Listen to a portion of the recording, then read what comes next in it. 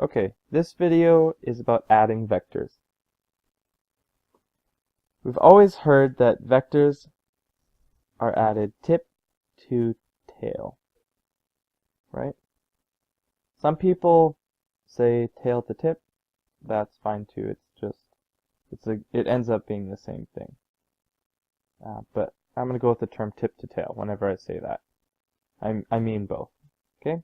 They are interchangeable. So let's say we have a man walking. Here's a little man, and he's taking a little stroll this way. He moves 5 meters to the right. So I'm going to draw a big arrow. He moves 5 meters to the right.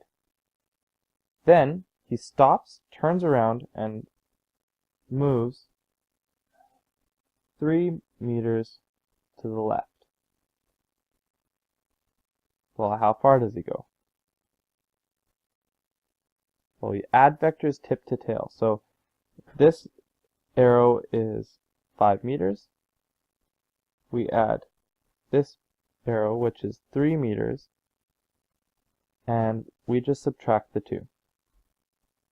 So 5 meters minus 3 meters equals, that's right, 2 meters. Boom. So that would be adding two very simple displacement vectors, tip to tail. So you can sort of visualize a person walking. It's harder to visualize two forces. But let's do the same thing. Vectors are still added just like any other vectors. So let's do the same thing except in forces. So we have a force applied on an object, force applied, and we have a force of friction on the same object. Okay? So how do we add those two? I'm just going to ignore the vertical. There could be a gravity and a force normal. I'm just going to ignore the vertical for now. How do we add these two vectors? Well, we say that F net, or like up here, this would be our displacement net. What was our total displacement? Total displacement was 2 meters, right? This is our total displacement, D net. So F net in this case, well, if we're adding the vectors tip to tail, force applied, and then we start at the same spot, and we put the force of friction. So we do this one minus this one because they're in opposite directions. So F applied minus force of friction. Okay, that's how you add it. Now, there are many other steps to think about in physics. If you want to know what the next step here is, take a look at equating equations. You do F net equals ma, and since F net equals F net, you can start working through this problem. But look at my other video, equating equations, if you have a hard time seeing where to go next and how to do that. Okay, so we know how to do that. This is a very simple situation. It's horizontal. Okay, let's look at a little bit more complicated situation. We have a we have a inclined plane here, and we have a mass on this inclined plane. This mass will have a force of gravity. We'll say this angle here is theta. We're gonna just make this a right angle. We're gonna always be working with right angles in physics 20 for now, okay? Or we'll have a right angle triangle in there somehow. Okay, so force of gravity here, and it's not moving, okay? So this object is not moving. It has a force of friction here. And what else does it have? Well, it has a force normal. Well, force normal is perpendicular to the plane, so we're drawing it like that. Okay? So those are the forces there. We want to add them tip to tail. So can we do that? Well, we can try, but they're all in different directions. It makes it hard.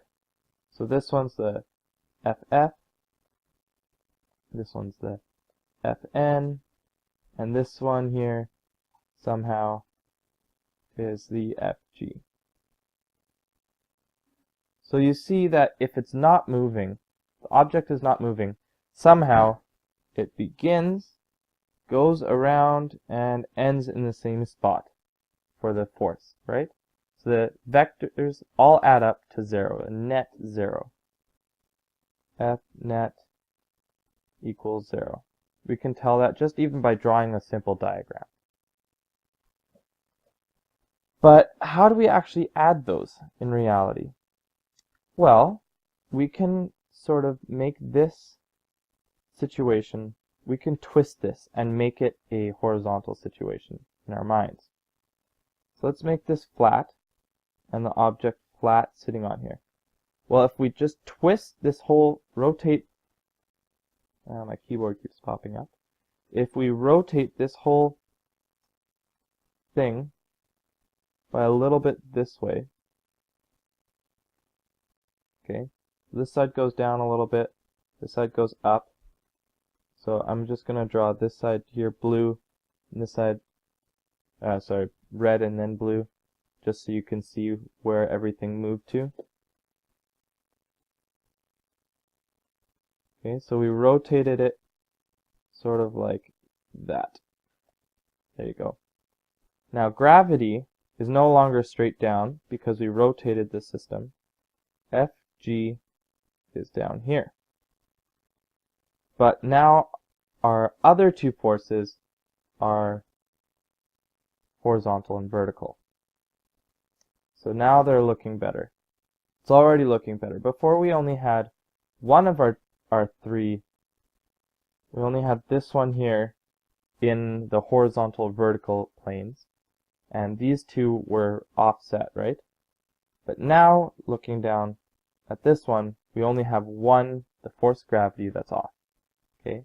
And we know this theta. So based off of SOHCAHTOA,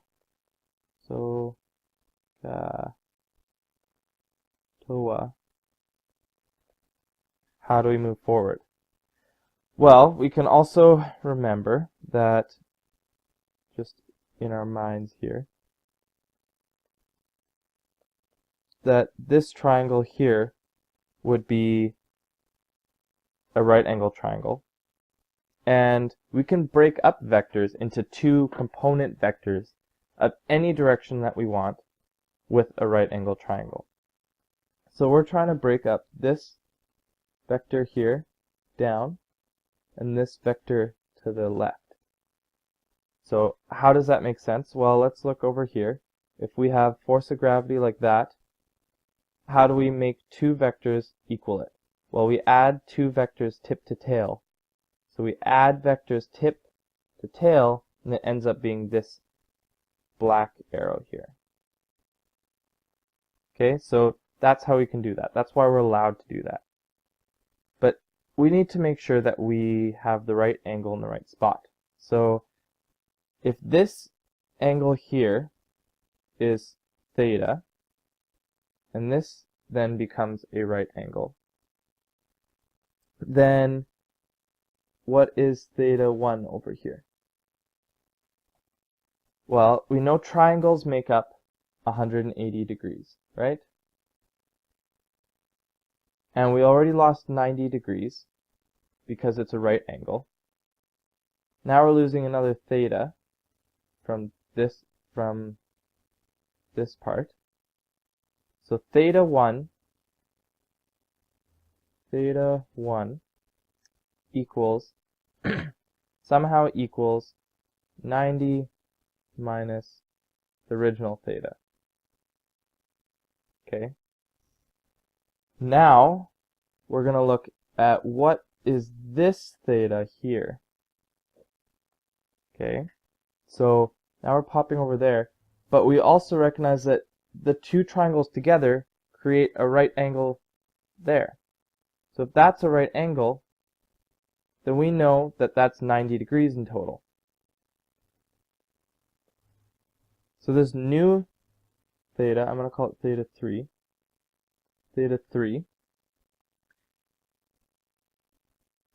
plus the theta 1 together make 90. Okay. Now we're going to do some equating of equations again, right? And just like up here, theta 1 equals something. Well, theta 1 equals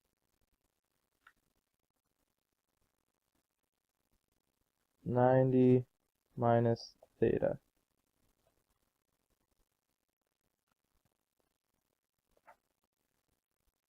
Now let's move both of these two terms to this side by adding and subtracting them respectively. So minus 90 plus theta, but we have to do it on both sides. So plus theta minus 90.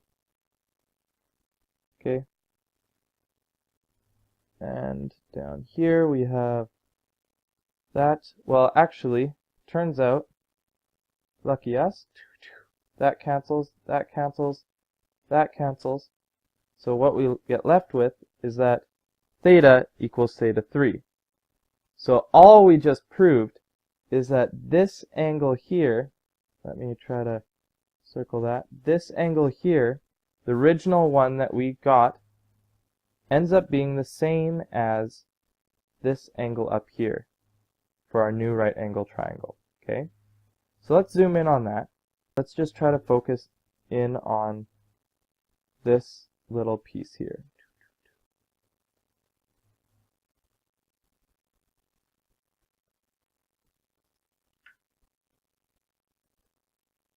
All we know is FG and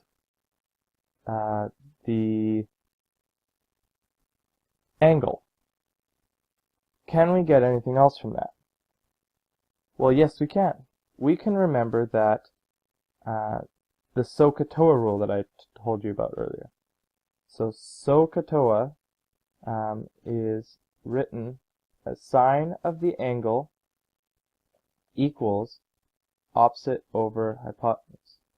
And in the case of CA, in SOHCAHTOA, it's cos, so the C angle is equal to adjacent over hypotenuse, etc., etc.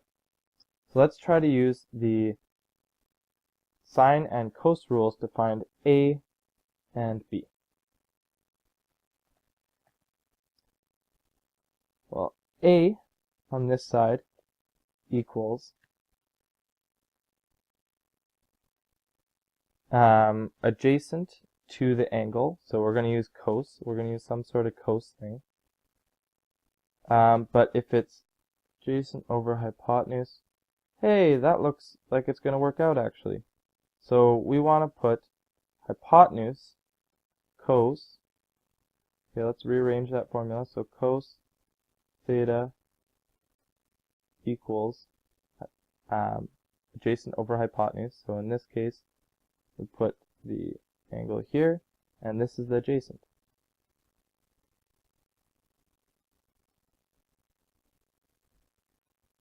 Okay, and for the opposite side, we can do this. And what's the hypotenuse? Well, the hypotenuse is this side, which is just FG.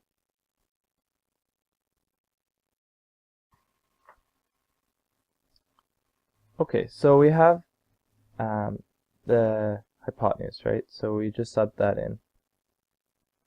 So what we can do is we're going to just quickly take a look at F net vertical.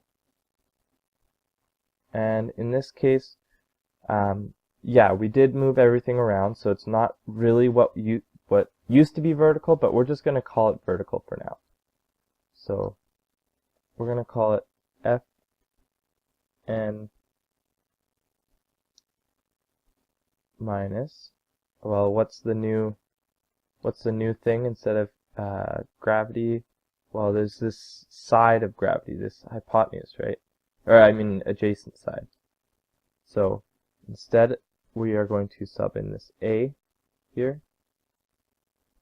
So let's put in h. Actually, instead of h, we're putting in fg cos theta. So that's a pretty nice f net vertical. And now we're going to look at f net horizontal.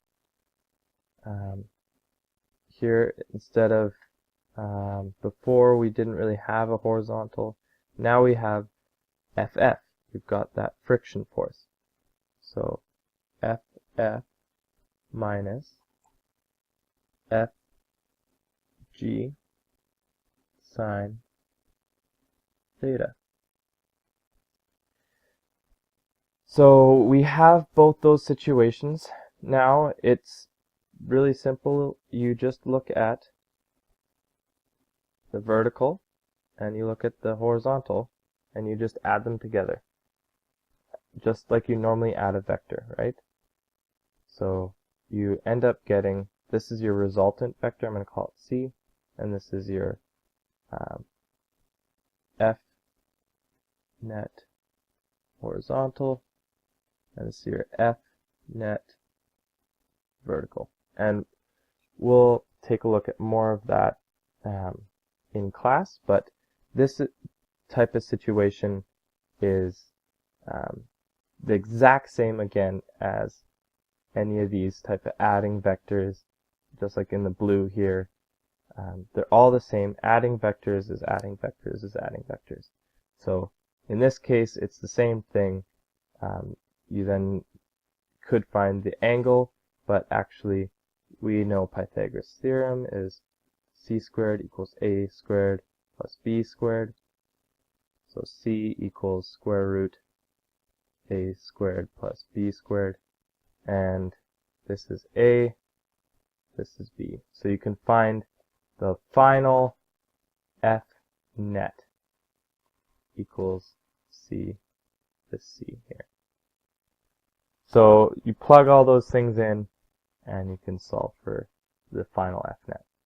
So please, if you don't understand some of what I did in this video, especially like this, where we then substituted value in, or over here took this and substituted in, or even at the end here how we substituted all this stuff in.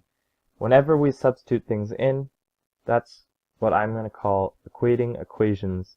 And please take a look at that video, equating equations, or any sort of system equations video, and those will explain it a lot better. This was focusing on adding vectors. So now that you know, vectors are tip to tail. There's no way of getting around that. If they are all in the same plane, it's really easy to do and really logical. But now we've talked about how to do it if vectors don't lie in the same plane.